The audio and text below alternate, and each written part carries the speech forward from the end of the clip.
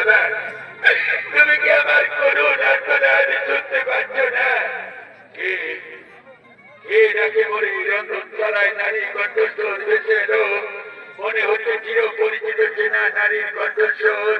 কে সেই নারী? কিভাবে বিপদে পড়ে সেই নারী এসেছে এই রন্ধন তলায়? আমি যাব সেই নারীর কাছে।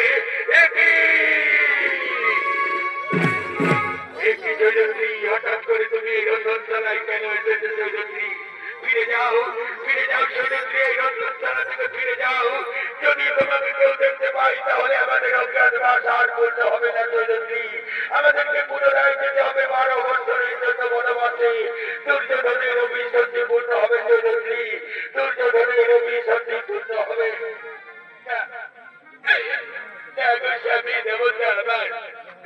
আমি যে ফিরে যেতে আসিনি, আমি যে এসেছি আমার অপমানের কথা জানাতে।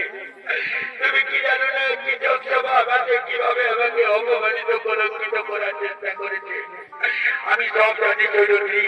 কালকে আমি সভা আমাকে কৃষকের মূর্খ উপরে ছেড়ে ফেলে দিতাম যদি দাদা আমায় বারণ করতো।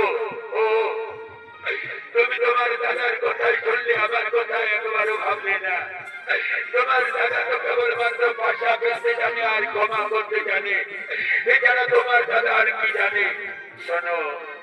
শোনো জয়শ্রী, দাদার কথা মতো আমাদেরকে থাকতে হয়, দাদার কথা মতো আমাদেরকে চলতে হয়। আমি তোমার কথা দিচ্ছি জয়শ্রী, আমাদের অজ্ঞাতবাস পূর্ণ হোক, তারপর তোমার অপমানের প্রতিশোধ আমি নির্ণয় নেব। তারপর কৃষকের মুন্ড আমি উপরে ছিঁড়ে ফেলে দেব। না গোস্বামী, ব্যবস্থা আমার, ততদিন যে আমি অপেক্ষা করতে পারবো না। আমি যে প্রতিজ্ঞা করেছি আগামীকালের সূর্য উদয় হয় কৃষক পক্ষে, তবু আমি রাখবো। এই তুমি কি করেছো জয়শ্রী? তোমার এই প্রতিজ্ঞাকে আমি কিছুতেই পূর্ণ করতে পারবো না, তোমার এই প্রতিজ্ঞাকে আমি কিছুতেই পূর্ণ করতে পারবো না। কোন প্রতিজ্ঞা তুমি আমার পূর্ণ করেছ? হস্তিনাপুরে যেদিন দুঃশাসন আমার বস্ত্র হরণ করেছিল, সেদিনও তো আমি প্রতিজ্ঞা করেছিলাম দুঃশাসনের রক্ত দিয়ে আমি আমার এই কেস রক্ত করবো। তাই তো আজ আমার এই কেস খোলা রয়েছে, এখনো এই কেস বন্ধন করিনি।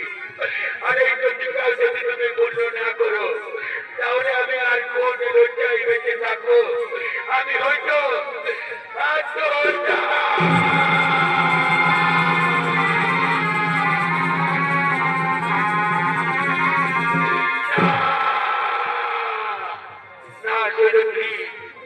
আত্মহত্যার কথা তুমি মুখে আনবে না জয়শ্রী। আত্মহত্যা মহাপাপ জয়শ্রী, আত্মহত্যা কাপুরুষের কর্ম জয়শ্রী। আমরা পঞ্চ ভাই থাকতে তুমি এই কাপুরুষের কর্ম করবে না জয়শ্রী।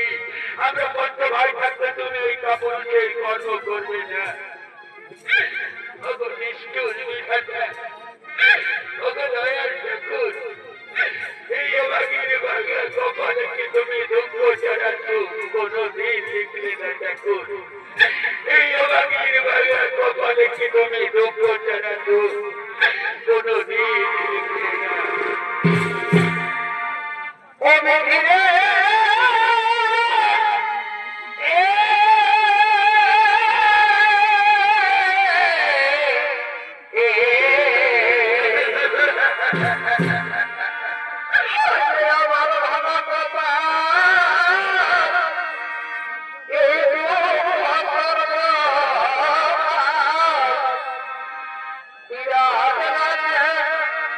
Yeah.